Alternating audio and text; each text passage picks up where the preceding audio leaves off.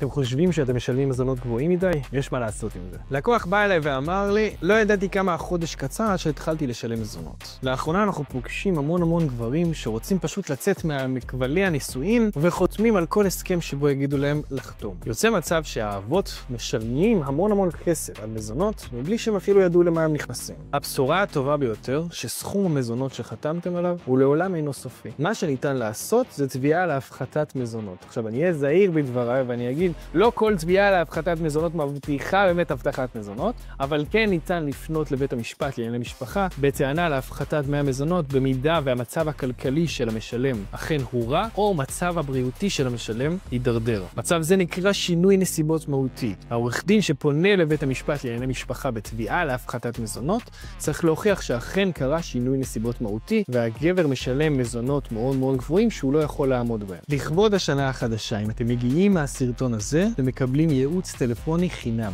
מוזמנים לפנות.